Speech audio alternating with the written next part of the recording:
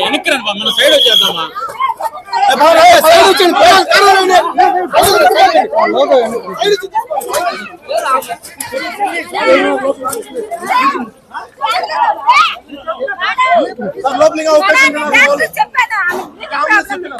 ఎందుకు